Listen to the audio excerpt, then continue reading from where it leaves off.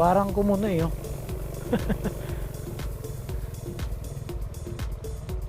Grabe. Apaw yung tubig oh.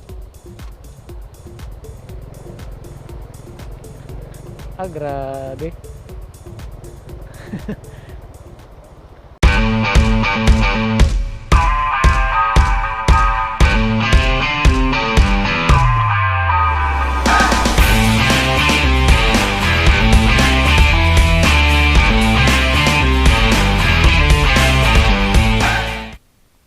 Good morning guys. Andito tayo ngayon sa may mga maraming bundok dito sa malapit sa Pangpang.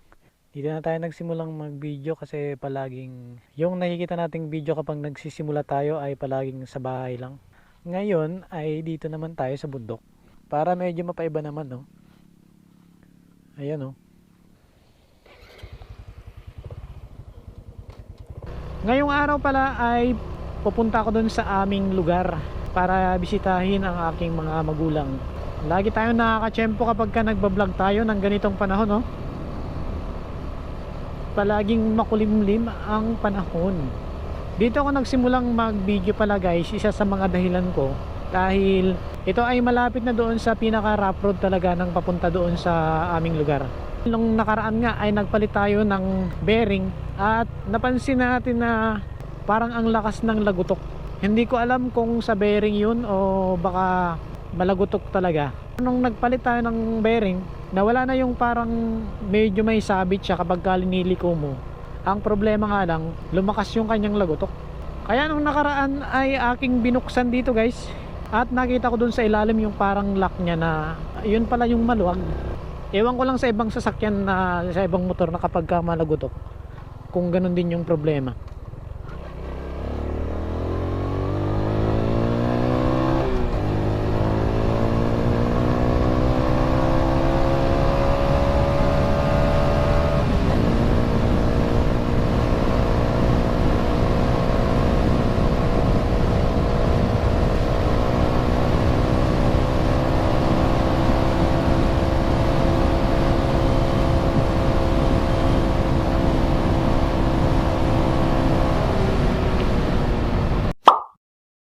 Ngayon ko napansin guys na nung kahit dumadaan ako sa mga malulubak na part, hindi na siya malakas yung lagutok.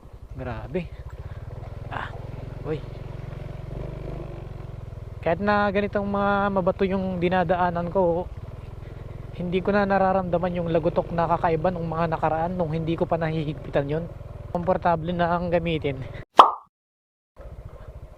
Ito yung nasira nung nakaraan. Grabe. Buti at mabilis na naayos nila, pero kapag malakas ulit yung baha dito, sigurado masisira ulit ito. Ngayon lang pala ulit tayo nakapag-upload guys, kasi nung mga nakaraang linggo hindi tayo nakapag-vlog dahil sa namaos tayo. Halos hindi ako makapagsalita ng maayos eh. Yung mga ganitong daanan lang na mga rough road, okay lang sana. Pero yung problema dito yung talagang putik. Lalo na yung gulong natin ay walang mga spike. Yung mga ganito. Ayun. Ramdam mo talaga yung dulas oh. Ayun. Kahit napapalubak tayo ng bigla wala na tayong naririnig na lagutok. Pero sa tingin ko parang yun lang talaga yung pinakadahilan. Kapag ka malagutok yung dito sa unahan, baka medyo maluwag na yung, di ko alam kung anong tawag doon. Baka medyo maluwag na yun. Pagdating mo dun sa unahan pa, yung mga ganitong daanan naman yung makakasagupa natin. Nung nakaraan pumupunta tayo dito, iba yung ating nakakasagupa palagi no, yung lubak lang. Pero ngayon hindi lang lubak yung ating makakasagupa mamaya. Sana ay maayos na ang daanan dito sa amin guys, para naman hindi na masyadong matagal yung biyahe pumunta dito. Siguro kapag ka dumaan ka dito na malakas talaga ang ulan, kasi yung putik niya dito, yung lupa niya dito parang ang bilis na lumambot no. Ito yung madalas na bumaba dito guys kasi napakababa. Yan. Yan. Grabe.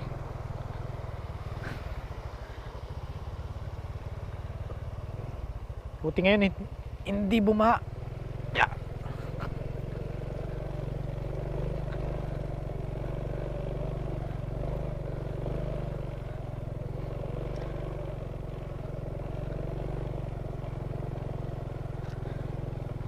Ayun. Grabing baba talaga. Kung kukumpare mo siya dito, punta dun. Napakababa talaga. Pag bumabaha yan, halos hanggang dyan, oh. Kahit na ganito yung daanan na dinadaanan ng ating motard, bagaman may pagkakataon talaga minsan na dumudulas yung kanyang gulong, pero yung play naman ng kanyang shock sa mga rough road ay maganda naman, guys.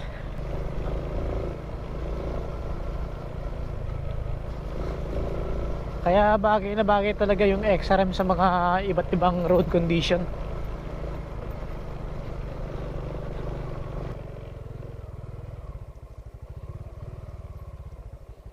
Oy, parang kumuno eh, oh.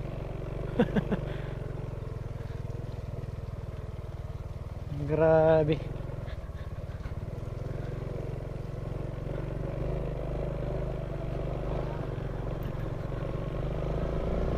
Grabe naman yon. Nabawasan na yung ating bar, ang ating gasolina. Nabawasan na ng 2 bars. Ang mahirap lang dito kasi walang mapaggagasan dito ng unleaded. Sa bagay, dito sa ating XRM, guys, ay nagkakarga na din ako dito ng premium. Kapag ka yung pinapakargahan ko ay walang unleaded, yung ating kinakarga na lang ay ang premium. Malinis naman yung premium, no? Yung problema nga lang ay medyo mataas yung presyo compare sa unleaded. Alas 9 na pala ngayon. Halos 1 oras mahigit na akong nagbibiyahe. Ayun, no? Ito yung magandang pagmasdan, guys, kapag ka bumibiyahe ka. Ang ganda, di ba? Grabe ito dito nung nakaraan, guys, kasi grabe yung putik. Ayun, no? Kita nyo naman. Dito na balahaw yung ilang truck eh. Buti at meron ng mga nag-aayos. Kahit papano ay yung mga malalalim na daanan ay matatabunan naman. Kasi meron mga nag-aayos na. Ang problema nga lang kapag lumakas ulit yung ulan dito, balik yan sa grabing putik. Medyo umapa yung tubig, oh. Ayan. Yeah. Apaw yung tubig, oh. Grabe. Ganito yung mga nangyayari dito, guys. Pagka malakas yung ulan. Buti ngayon hindi masyadong umapo talaga kasi hindi naman umulan talaga ng malakas. Pero kapag ka malakas yung ulan, mas apaw pa talaga dyan.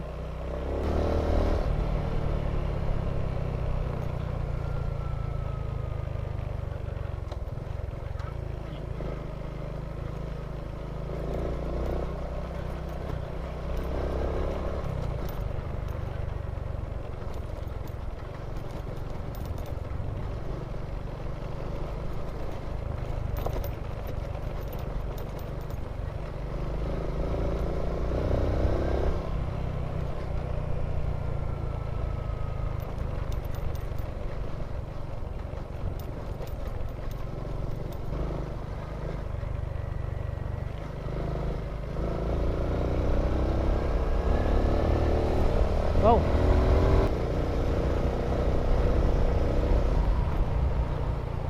Ayun. Nice. At pansamantala, hanggang dito na lang muna ang ating video. Ride safe always, guys. Hanggang sa susunod ulit nating mga video. This is Nel Ride Moto. Thank you.